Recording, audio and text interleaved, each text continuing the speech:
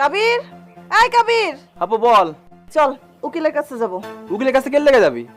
তোর দুলাভাইকে ডিভোর্স দেব, চল আমার সাথে। দুলাভাইয়ের ডিভোর্স দিবি? চল এক্ষুনি চল। তাহলে ঠিক আছে, তুই একটা কাজ কর, ওই যে আমাকে পরে ময়না ভাবি আছে না, তুই ওর কাছে যা। ময়না ভাবির কাছে কেন যাব? ময়না ভাবি কোর্ট কাছারি পুলিশ এগুলো ভালোভাবে বোঝে, আমি এগুলো বুঝি না। তাছাড়া আমার একটু কাজ আছে, আমার একটু খেলা আছে, আমি যাবো। আমি গেলাম। তোদের শুধু কাজ আর কাজ, আমার কাজের বেলায় কাউকে পাই না। তুই যা। ঠিক আছে, আমি ময়না ভাবির কাছেই যাইতাছি। ময়না ভাবি, ভাবি, ভাবি, আপনার বাপের বাড়ি গেছিলাম আপনারে খুঁজতে। তারা বললো এই বাড়িতে আপনি কাম করতে আসছেন। আচ্ছা, কি দরকারে আইছেন? কিন্তু আপনি মানুষের বাড়িতে কাম করতেছেন কেন? আপনার তো ভালো অবস্থান ছিল। কি করবো, আমার ভাগ্যে ছিল। বিয়ের আগে তো বাপের বাড়িতে আমি রাজার হালেই ছিলাম, বাপ মায়ের আদর, ভাই বোনের আদর। কিন্তু এরপরে যখন বিয়ে হইল, বিয়ের পরেও ভালোই ছিলাম, স্বামী আমার অনেক যত্ন করেই রাখত। কিন্তু আমার তো চাহিদা ছিল বেশি।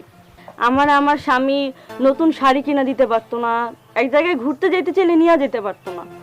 আমার খুব রাগ হইতো, প্রায় ওর সাথে এগুলো নিয়ে আমার ঝগড়া হইতো। তখন সময়টা এমন ছিল যে বিভিন্ন মানুষ এসে আমার স্বপ্ন দেখাইতো, লোভ দেখাইতো, যে আমি যদি আমার স্বামীরে ডিভোর্স দিয়া দিই, তারা আমারে আরো ভালো কিছু দিব, আমি এক জায়গায় ভালো জায়গায় বিয়ে করতে পারবো। আমার বাড়ি থেকেও আমার মা আমারে লোভ দেখাইতো যে আরো বড় লোক ছেলে দেখে আমার বিয়ে দিয়ে দিব। শেষমেশ কি ভূত চাপলো মাথায়, আমি আমার স্বামীরে ডিভোর্স দিয়ে দিলাম। ডিভোর্স দেওয়ার পর যখন বাপের বাড়িতে গেলাম, বাপের বাড়িতেও একসময় দেখলাম যে না, আমার ভাই বোনরাও সহ্য করতে পারতেছে না। ঘরের সব কাজকর্ম আমারই দিয়ে করায়, রান্না বান্নাটাও আমারই করতে হয়, এক প্রকার কাজের মহিলার মতো। পরে এক সময় আমার বাড়ি থেকে বেরি করে দিল। এখন কই আর যাবো, আমার তো আর কোনো যাওয়ানোর জায়গা নাই। তাই না পারতে মানুষের বাড়ি বাড়ি কাজ করে বেড়াইতেছি। আসলে ডিভোর্স যে কতটা ভয়ানক একটা নারীর জীবনে, এটা এখন আমি হাড়ে হাড়ে টের পাইতেছি। আমার কাছে যদি সুযোগ থাকতো না, আমি মানুষটার কাছে আবার ফিরে যাইতাম, তার সাথে আবার সংসার করতাম। কিন্তু এখন তার আমার কাছে এই সুযোগটা নাই, কারণ ওই মানুষটা আবার বিয়ে করছে। এখন আমার ভাগ্যে এই মানুষের বাড়িতে কাম করে করে বেড়ানো ছাড়া আর কোনো কিছুই নাই। আর যেসব লোকজন, বন্ধু বান্ধব, আত্মীয় স্বজনরা আমারে স্বপ্ন দেখাইছিল না যে আমি আমার স্বামীর ডিভোর্স দিয়ে দিলে আরো ভালো কিছু আমার ভাগ্যে জুটবো, তারা তো এখন আমার সাথে যোগাযোগও করে না। তারা তো তখন শুধু আমার সাথে যোগাযোগ করতো তাদের স্বার্থ পূরণ করার জন্য, আমার দেহ পাওয়ার জন্য। আজকে আমি অনেক বড় একটা ভুল করতে যাচ্ছিলাম। ময়না ভাবির কাছে না আসলে এই বিষয়টা আমি উপলব্ধি করতে পারতাম না। না, এই ভুল আমি করব না। আচ্ছা, যাই হোক, আপনি কি জন্য যেন আইছিলেন? হ্যাঁ, না এমনি আপনাকে অনেকদিন দেখি না তো ভাবি, এই জন্য দেখা করতে আসছিলাম। ঠিক আছে ভাবি, ভালো থাকবেন। হ্যাঁ, আমি এখন আসি। আচ্ছা, আমার জন্য দোয়া করেন। আর আমি জানি আপনারাও সুখেই আছেন, আপনাদের জন্য আমি দোয়া করি, ভালো থাকেন। ঠিক আছে ভাবি।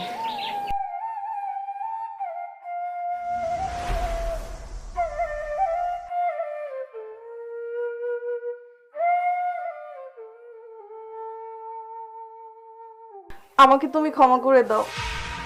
কি ব্যাপার, তুমি না ঝগড়া করে বাপের বাড়ি গিয়েছিলে আমাকে ডিভোর্স দিবে বলে, আবার ফিরে আসলে আমার কাছে ক্ষমা চাচ্ছ, কারণটা কি বলো তো?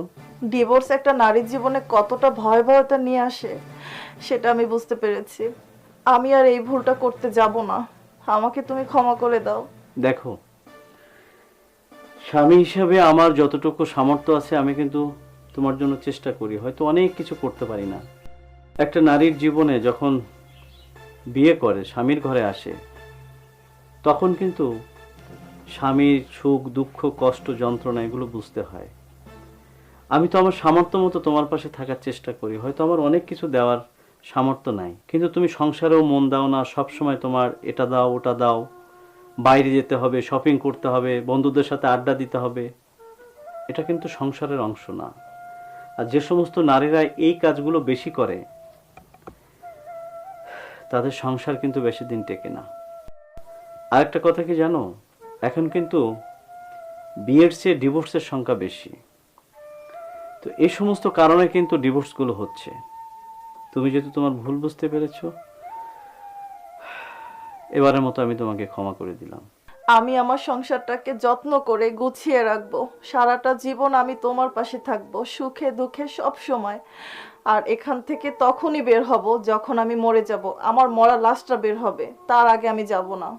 তোমাকে আমি কথা দিলাম। আর সারাটা জীবন আমি তোমার এই বুকের মধ্যেই থাকতে চাই।